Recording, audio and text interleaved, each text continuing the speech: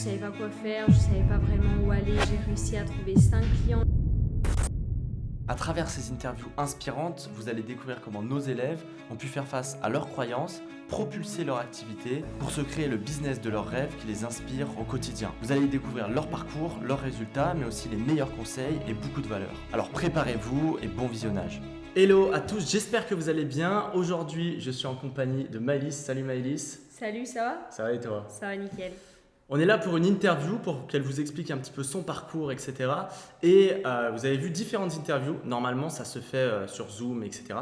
Et là, aujourd'hui, avec Maëlys, on est en direct parce que pour ceux qui ne le savent pas, Maëlys travaille avec nous. Et pour ceux qui savent qu'elle travaille avec nous parce que vous avez déjà participé à des ateliers, à des challenges ou peu importe, et ben Maëlys est aussi une ancienne cliente. Donc, Oui. on aura l'occasion de revenir sur tout ça. Mais est-ce que tu veux te présenter, peut-être raconter un petit peu qu'est-ce que tu as fait avant, quelle est ton activité à côté de ce qu'on fait, pourquoi tu as travaillé avec nous, etc. Vas-y, je vais me présenter. Donc, moi, c'est Maëlys, comme vous savez. Donc, avant, comme la plupart des personnes, j'étais en études. Donc, j'ai fait un bac S pour être de base médecin.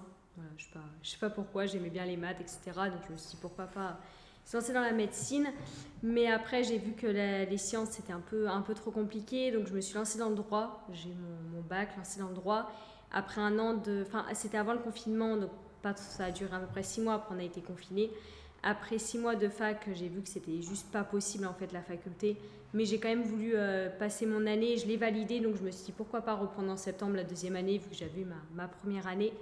C'est-à-dire que j'y suis allée une fois la deuxième année parce que vu que j'avais eu ma première année, je m'étais dit pourquoi pas continuer, mais une fois ça m'avait suffi, donc après j'ai arrêté directement. Je me suis lancée du coup dans le CNED suite à mon travail, mon job d'été que j'avais fait du coup durant l'été d'avant pour se lancer dans la restauration, mais pareil ça a duré 3 mois parce que je voyais pas d'intérêt en fait. Si je voulais monter un restaurant, pourquoi pas le monter directement parce que c'est quelque chose qui me passionnait.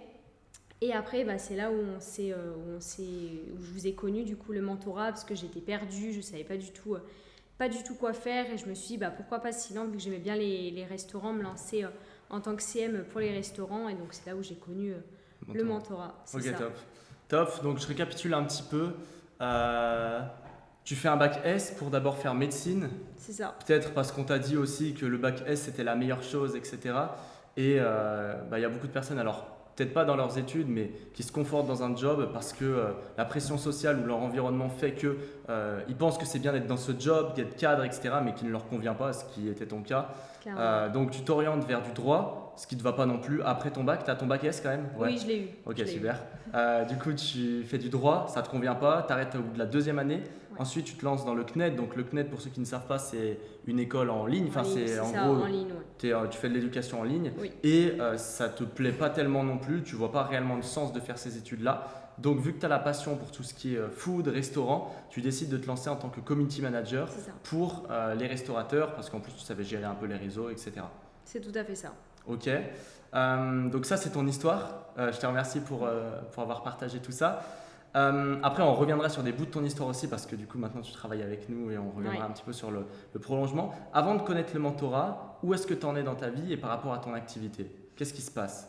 J'étais complètement perdue, je savais pas quoi faire, je savais pas vraiment où aller. Enfin, c'était vraiment là j'ai fait de base je vais dans la médecine, droit, après CNED. Donc j'ai beaucoup changé d'orientation, je savais pas quoi faire, j'étais complètement perdue. Ok. Est-ce que tu avais déjà essayé de trouver des clients par toi-même? Pas du tout. Là vraiment, c'était pour moi c'était les études en fait, il n'y avait pas vraiment d'autres solutions que les études.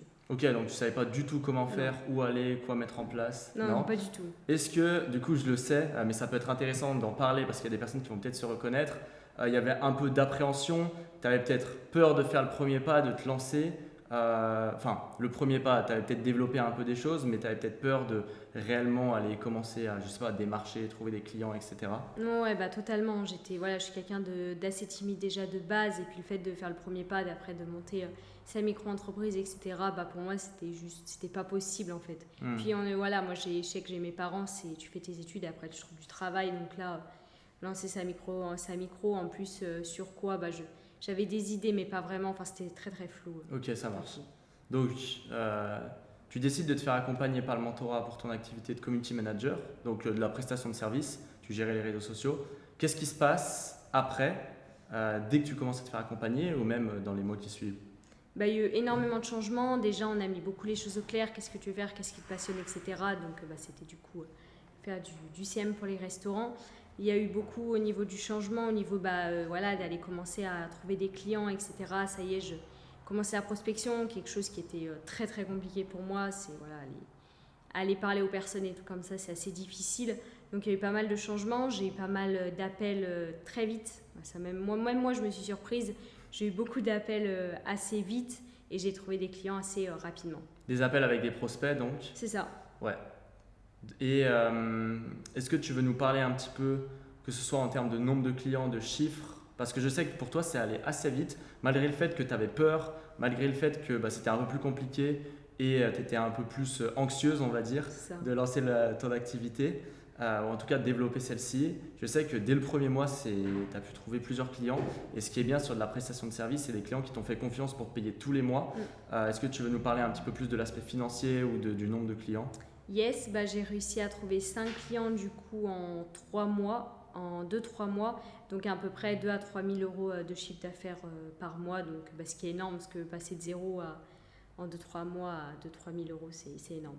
Et tu sais, tu en as trouvé combien juste le premier mois? Le premier mois, il me semble que j'en ai trouvé 2 ou 3. Ok, super. Super. Et tes clients sont restés tout au long avec toi, du coup, tout au long de l'accompagnement. Je sais que maintenant, c'est un peu remanié, mais on va en parler. Oui, ils sont restés tout au long. Et là, tu as combien encore de ces clients-là qui ont signé donc il y a 1 an et demi, 2 ans? C'est ça. Il y en a, ça fait 1 an et demi que je les accompagne. Il me reste 3 clients aujourd'hui. Ok, top. Top. Alors, du coup, tu as pu développer ton entreprise, etc. Et ce qui se passe maintenant, c'est que tu travailles avec nous. Donc, pour toutes les personnes qui ont suivi un challenge, un atelier ou même peu importe, ou même des clients, s'il y a des clients qui voient cette vidéo, vous avez affaire à Maëlys, vu que tu nous assistes sur pas mal de choses et tu coaches, entre guillemets, les personnes qui suivent des ateliers avec nous, donc toutes les personnes qui potentiellement ont envie de suivre un atelier, un challenge, etc. C'est ça. Comment tu en es venu à travailler avec nous? Parce qu'il y en a qui vont se demander, ton activité fonctionnait bien, en tout cas tu avais atteint tes objectifs, parce que pas tous nos clients veulent faire 10, 20, 30 000 euros de chiffre d'affaires. Tu aurais pu aller encore plus loin, je pense, parce qu'à un moment sur la fin, du coup, tu avais ralenti un petit peu au niveau de l'acquisition pour te concentrer sur tes clients-là. Qu'est-ce qui fait que du coup tu décides de travailler avec nous? Et enfin moi je le sais, mais pour toutes les personnes qui nous regardent, et actuellement tu as encore des clients, comment tu gères un petit peu tout ça? Et comment donc je suis passée, c'est vraiment CM, à travailler avec eux. Ça a commencé que les restaurateurs, ça me plaît toujours autant, mais la mentalité c'est très difficile de leur faire comprendre quelque chose pour qu'ils passent à l'action, etc. Donc c'est un peu long, donc c'est vrai qu'à force c'est un peu décourageant, et après non, on a commencé à bien parler, etc. Et le fait que quand vous commencez à chercher quelqu'un pour vous aider, pour être un peu le bras droit.